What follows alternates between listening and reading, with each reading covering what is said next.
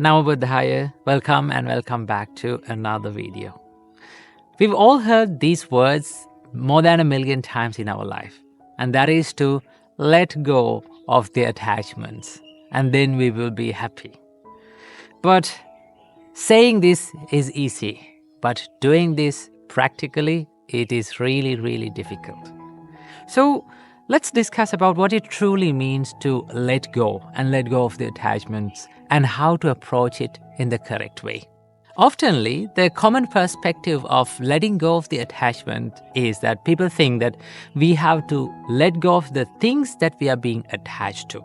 That means attachment is occurred by these objects around us. So that to let go of the attachments, we have to let go of the things and then we will be happy. Now, I have heard these people say that, even the Buddha said that let go of everything and then you will be happy. But Buddha never said to let go of the things or let go of the things that you are being attached to. And also, the Buddha never said that you have to be attached to the things around you. What Buddha said is that understand and realize that one day you have to let go of the things that are around you. And also one day you'll have to be separated from the things and from the people that you love and like one day. And realize this and live with them. While living with them, you have to realize that one day this is the reality of my life, that I will have to be separated from them. These things are subjected to change. And that is the true understanding about letting go of the attachments. One of the misconceptions about attachment is that people think, attachment is an object. So that to let go of the attachment, we have to let go of that object. But this is not correct, because if we have to let go of the attachment and if we have to let go of the things that we have been attached to, then we will never be able to let go of these attachments. Why? Because as human beings, when we come to this world, there are so many things that are around us. There are so many things that we use, right? So if we had to let go of the things, then we will never be able to do that. Because even the body that we use is an object. Right? This is not something that we truly own. So if we have to let go of the things, then we have to let go of even our body. But we can't do that in reality. So that understand, the attachment is not an object. Attachment is more of a mind-related thing. Just look at these words from the Buddha. The Buddha said, "They are not sensual pleasures, the pretty things in the world. A person's sensual pleasure is lustful intention. The pretty things remain just as they are in the world, but the wise remove the desire for them." So what Buddha says is, just let the pretty things in the world stay in the same way. And you let go of the desire to wanting them to be in the way that you want. Wanting things to be permanent is what we have to let go. How we should do that? We should understand that everything is subjected to change. Everything is subjected to impermanence, where we expect things to be permanent, and that is what makes us suffering. So then one can ask, if we let go of the desire, will we be able to enjoy the things? Now, here's the thing. The Buddhist understanding about desire is that it is the mental attachment. And thinking that these are mine, these are myself, this is me. It's like dragging a cow from its rope around its neck. Like the cow pulls to his side and we pull to our side. And what happens to us is that our hands get hurt. The reason why our hands get hurt is not because the cow is pulling to his side. The reason why our hand gets hurt is we are gripping the rope so tightly. And we are not ready to let go. And at first, letting go of the rope seems scary. Why? Because we think that we might lose the cow. The cow might run away. But in reality, if we simply let go, yes, the cow may run for a distance, but it will always come back. That's the nature. Even in the life, letting go of the attachments seems scary at first. But when we realize that in this life we have gained nothing and we have lost nothing, it is very, very easy to let go. The reality is that in life, we are not owners of anything. We came to this life owning nothing, and we are leaving this life owning nothing. So in this little time, we are just using these things around us. So we are not true owners, or we haven't gained anything. So if we haven't gained anything, what we have lost? So how can we train our minds to let go of the attachments? What we should practice? Now, the first step of letting go is to understand the true nature of life. What is the true nature of life?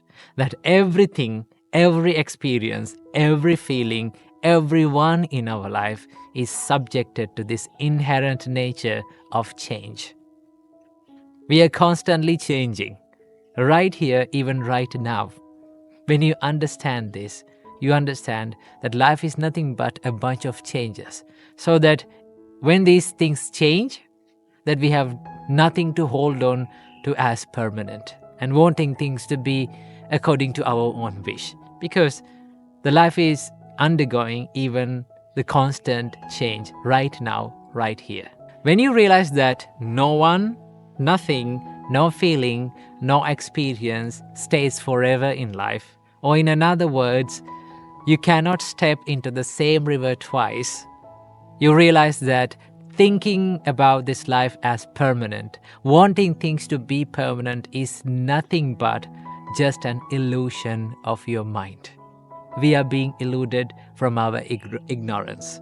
That is what we realize by realizing the true nature of this change in life. It is something like this. Imagine you are going to a magic show and watching the magic show. As long as you don't know how to do the magic, how the magic is done, then you get fooled by it. And as long as you get fooled by it, the magic is a magic for you. But what if we become friends with the magician and we learn how to do the magic? And then again you go to the same magic show and watch the magic show. Now the magic is no longer a magic for you. But still, you can watch the magic show, you can enjoy it, but you know how it happens. You know how it is done, so that you are not being fooled by anything.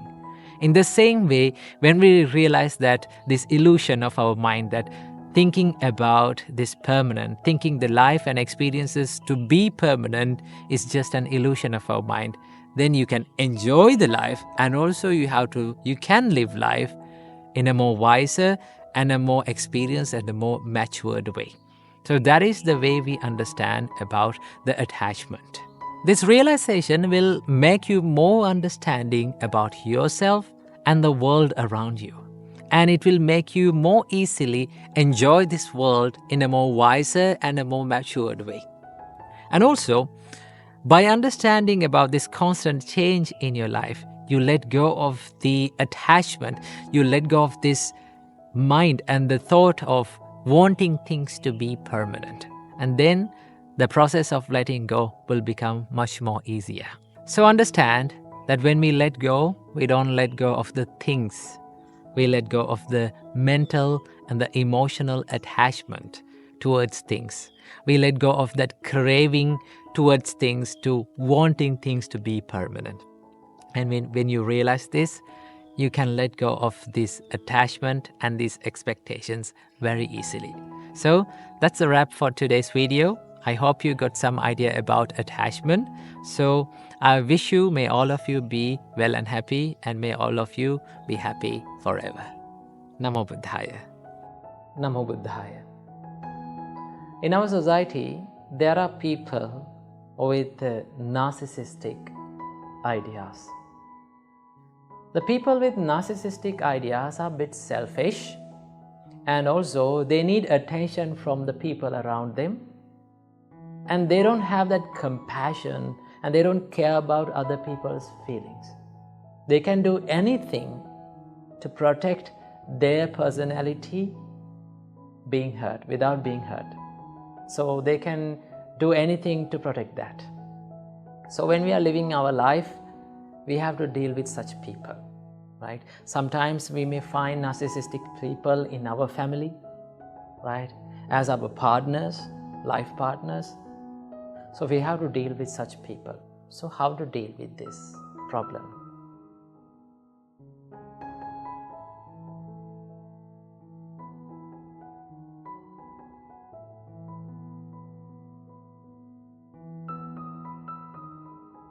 First of all, we have to understand about the situation of that person, right? If a person is being narcissist, that means he needs the attention from others, okay? And also, they don't care about others' feelings. They can hurt you at any time, right? They don't care about your feelings. So when you're dealing with such people, the first thing that you have to do and to develop within yourself is the patience, right? When we talk about the patience, Supreme Buddha said you should not be patient out of fear, right? Lot of people talk about patience and they think that being patient is a weakness, right? If you are being patient out of fear, and that is a weakness. But if you can be patient with the wisdom by being positive, not being aggressive, not being negative, but if you can be assertive, right?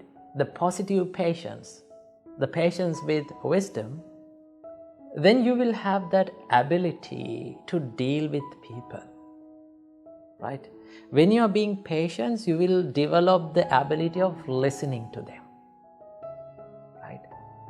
As the narcissistic person needs the attention from others, if you are listening to their ideas, if you are listening to what they say, then they will start to give a consideration, or they will start to love you, or they will start to like you because you are listening to them. But still you are being patient, and you are not being patient out of fear, and still you are listening to that person, then that person will start to like you, start to be with you. Now, normally when we find narcissistic people, the people with selfishness and people with higher self-esteem, we always try to reject them. Remember, the more we reject such people, the more they will develop their narcissism. They will tighten up their narcissism because we feed their ego, right? No one likes to be rejected in their lives, especially the narcissistic people. They don't like to be rejected. So what you have to do, you need to be patient. You need to listen to them very carefully. Give a big attention. That is the first quality. Number 2, you need to have the kindness within yourself. You need to be kind to yourself as well as to the person who needs your attention, that person, right? If you can be kind to them, right, they will start to love you and they will start to listen to your ideas. Normally, narcissistic people, they don't listen to others' ideas. They think that I don't want any advice from anyone. I'm the superior person. But if you approach them with kindness, if you approach them with patience, if you are not rejecting them, they will start to soften their stubbornness. Normally, they are the people who are with hard and stubborn qualities, right? So if you are approaching them with kindness, compassion, listening, patience, then they will start to follow your advice, right? They will start to think twice about your advices, right? So what you have to do is, you have to approach them with kindness. Remember, kindness has the answers for these types of questions, problems, right? Normally we don't choose to be kind. We always try to reject those people. They are the people who needs our help. They are the people who needs our attention, right? If they need our attention, we have to give that. If you give that attention to themselves, then they will start to like you. Okay? And also, you need to take time, right? If you need to change that person, if you need to make them feel that this narcissism and the things that the problem that I am having is not a good thing, you need to take time to explain them, right? People doesn't change in one night, within one night. Right? It takes time. And also you cannot convince a person through anger or rejection or blaming or scolding to make them change. You cannot do that. People change by themselves, by their own choices. If they made the choice to change themselves, then only they are changing. Right? If we try to change themselves, if they are not listening to our ideas, then they will never change. So what you have to do, take time, little by little, one step by one step. You have to approach them with kindness, compassion, and patience. That is a soft approach, not a hard one. Okay? And the third quality that you must have within yourself is to admire their values, their good things. Right? Normally we have the nature in ourselves to label the people, right? If someone has selfishness within himself, we label that person as a narcissist, right? But he's not a narcissist. He is a person, he is a human which has narcissistic ideas. He's not a narcissist. Now, same goes with other people. If we take a murderer, right, we label that person as a murderer. But he's not a murderer. He is a person who had killed a person, right? The more we label people like that, narcissists, murderers, selfish people, unkind people, like that, if we label the people, if we give the tags to them, right, they will never get out of their problems, their weaknesses. First of all, we need to see the human within that person. In every narcissistic person, there is a human which has good qualities. So you have to see those qualities and admire those qualities. Give a value to them, right? If you're giving value to them and if you're not caring and if you're not caring and if you are ignoring the negative side of that person, and they will always give a good admiration to you, right? So when you're living with a narcissistic person, what you have to do is you have to admire their little qualities, good qualities that they have, right? When you admire them, they will like you. When a person develops the desire for another person, then they will always start to listen to that person, right? Then after that, with the time, if you tell, now you have to get out of this problem, you have to stop being selfish and you need to start to be kind and compassionate to yourself and to the others, then they will start to listen to your advice, right? So never use anger or resentment, aggression to deal with such people, right? If you are using anger, resentment, hatred to deal with such people, they will never get out of their problems. They will never become changed, right? So approach them in a soft way, in a kind way. You have to help them because they need our help. So when you are dealing with such people, tough people, narcissistic people, right, you have to always use these qualities: patience, kindness and good listening abilities. You have to take time, right? You have to value and admire their qualities. These are the things that gives the answer for these type of problems in our life. So when you are living your life, develop these qualities within your heart and make your heart a peaceful place, and make the hearts of the people around you a peaceful place. Namo Buddhaya. Namo Buddhaya. Welcome to yet another Q&A video. In today's video, we're going to be talking about the fear of failure and how to deal with it. Did you know that the majority of the people who fail in their life challenges fail because of this fear of failure? So we're going to find a solution and how to deal with it. First of all, we have to realize that failure is a part of life, right? It is with the life. It comes with the life. And fearing the failure, this fear that arises inside our mind, it's an emotion. So these are two different things. Let's talk about the failure. Failure, you cannot avoid it. It's a worldly condition. Our great teacher Supreme Buddha said there are 8 worldly conditions in this world. From time to time, you have to go through these 8 worldly conditions. So what are these 8 worldly conditions? Buddha explained: pleasure, pain, blame, praise, disrepute, fame, gain, loss. These things are the 8 worldly conditions, right?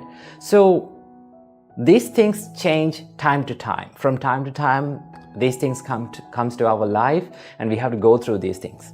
So you cannot avoid the failure. Sometimes you get what you want. Sometimes you don't get what you want. So we have to find a way to deal with it. One thing that you have to realize is, when you fear the failure more and more, there will be more chances for you to fail. That is a law in this nature. That is a law of our mind, right? The more you fear, the more you fail. Keep that in your mind, right?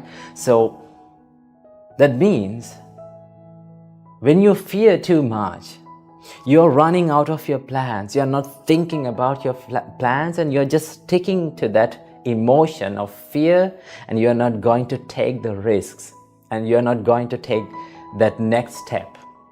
So fearing the failure, this fear is the thing that holds you back from the success. Realize it.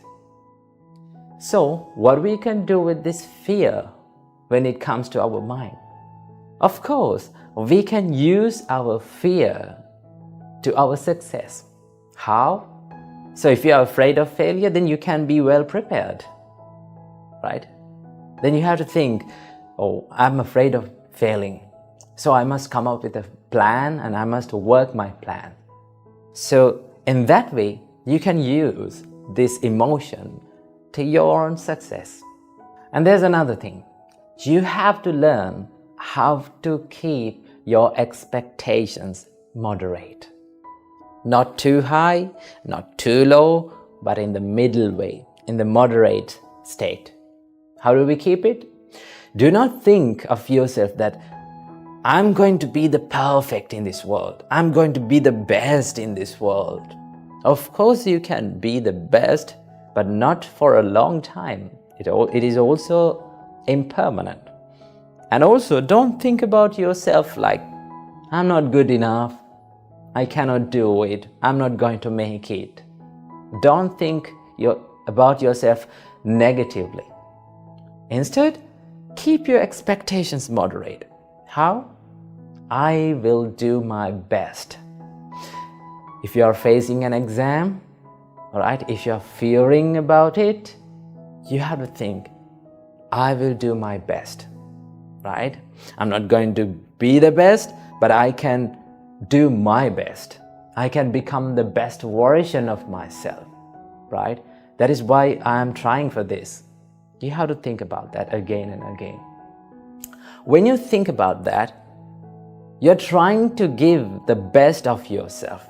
You're trying to come up with a better plan, and you're trying to work that plan. When you keep your expectations too high, you have to set and make some unrealistic plans, right, which are not going to work.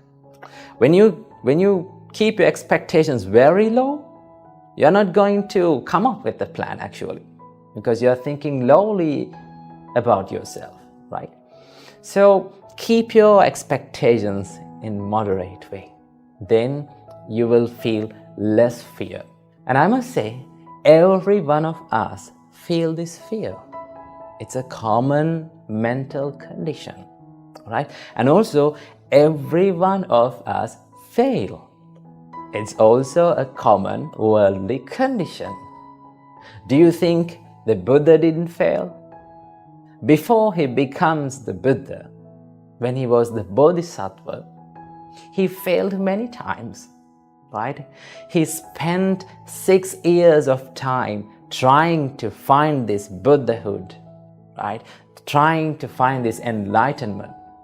But finally he failed, right? He tried many things like self-mortification, these harsh meditations. But finally he realized that I cannot achieve this enlightenment through these hardships. Then he thought, now I must change my plan. I must change the way I am doing. That is what Buddha thought. But he did not give up his dream. He did not give up his goal. Instead, he changed the plan. So you can change your plan. You can change the way you are doing, right? But do not give up your dream. You will fail, you will fall, you will have to suffer in this life. That is the life, but do not give up the dream, right? If you're a student, if you're having the life challenges, never give up. Change the way you're doing. It's okay, you can do that, right? So that is what you have to do. And the final thing that I have to say is, do not be afraid to fail. Because failure teaches us many things, many lessons. It teaches us what not to do. It teaches us how to be patient. It teaches us you're a human and you will fail. It teaches us how to be humble. There are many lessons that we can learn from failure. But when you win all the time, if there is the victory all the time in your life, you will never learn many things. Instead, it will feed your ego. So, keep it in your mind. Do not be afraid to fail, but be afraid to not to try. So keep these things in your mind and practice and be happy in your life. Namo Buddhaya.